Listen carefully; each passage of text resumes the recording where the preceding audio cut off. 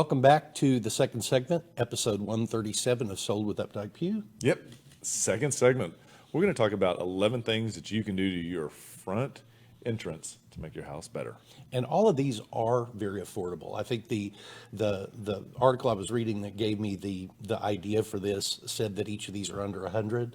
Well, they're close. I think my taste influenced which pictures and examples I brought out, and so some of them are a little more than that, but they're close. So the first thing that you can do that is really just, I mean, it's more sweat equity than anything else, is just to get rid of some of the overgrowth around the front of your house.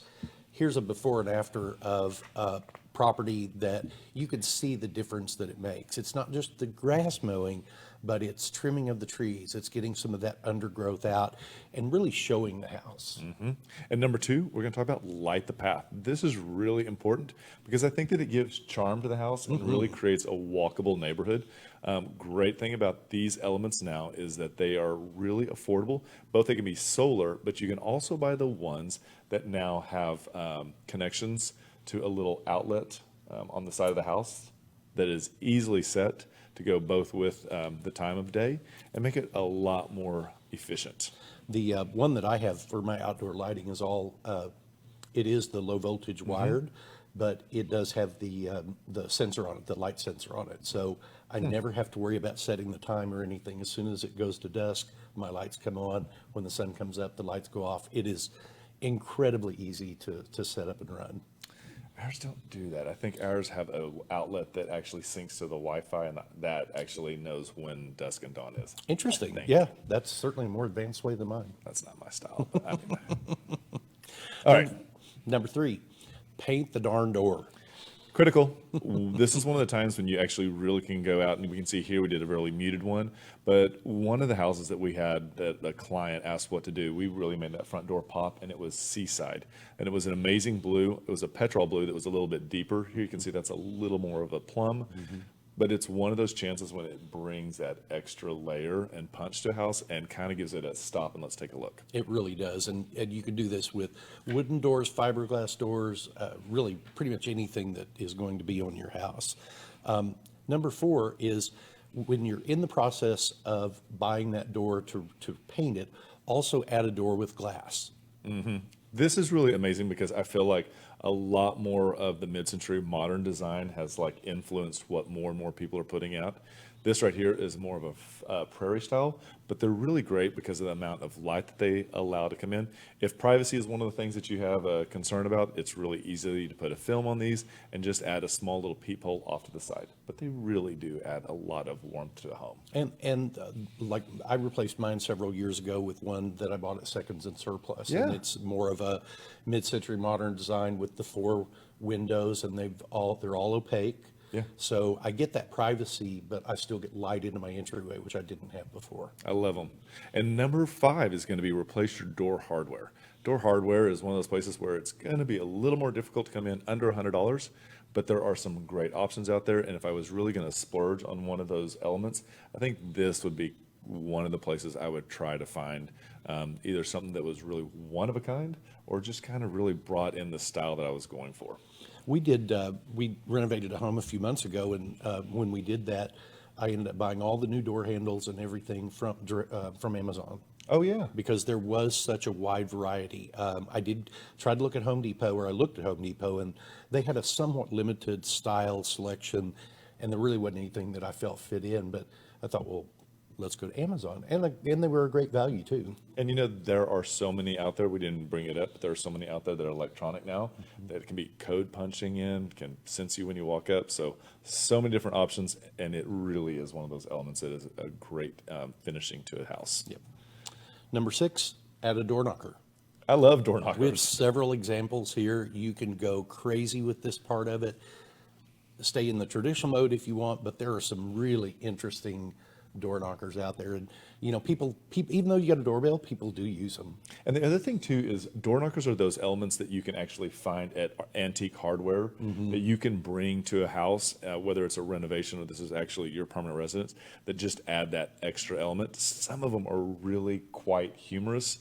I saw one the other day. It was a small statuette of a woman with her hand like this, and so you actually grabbed the woman and opened it up. So very interesting elements.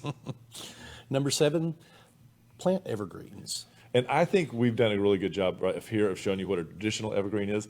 I would like to say that welcome to Texas, and then an evergreen can also be an agave in a pot. I would say maybe space it a little bit further apart so it doesn't poke you, but I don't think that evergreens have to be always the same connotation as what we think. And I would encourage people to use yuccas and succulents and the agave to really create a different look that might be able to be changed out seasonally. Well, and so many people are moving toward using those heat-resistant plants. They're, drought tolerant. Drought. And that, that in itself, just the cost of watering traditional lawns and shrubbery has gotten so expensive. Yep.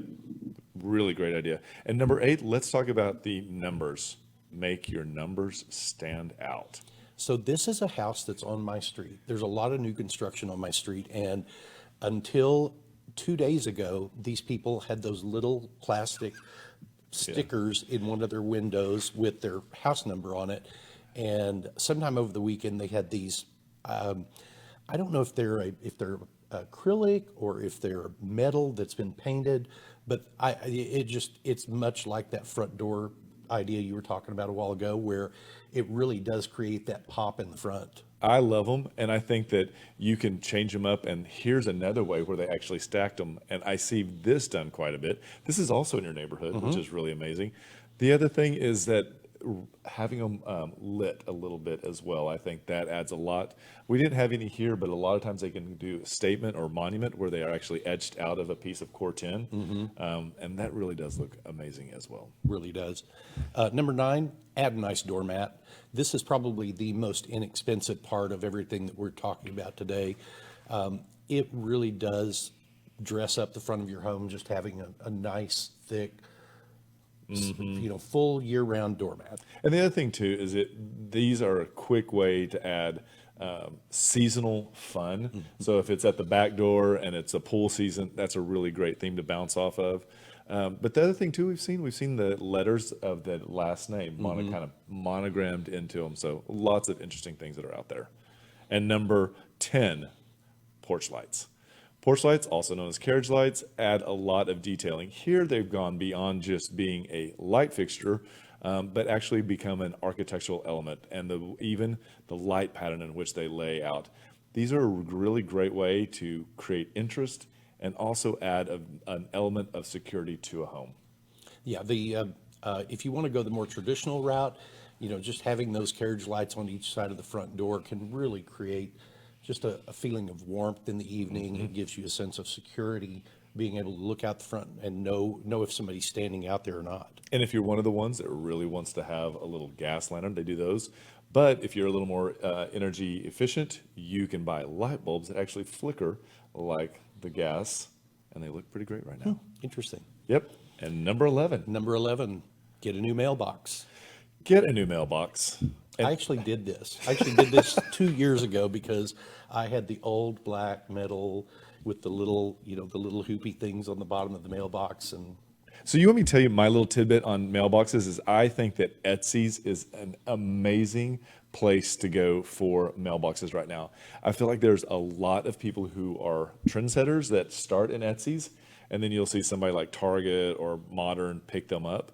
These are really great places. If you have a fabricator and you're really good at design like here, you can have a fabricator create. Just make sure that if you're in an HOA that you get approval. yes, absolutely. Yeah. Well, we hope that you found these ideas helpful today. And if you want any input on doing something like this to your home, we'd be happy to help you with that. And just remember, in this tough time, we'd love to be your realtors for life.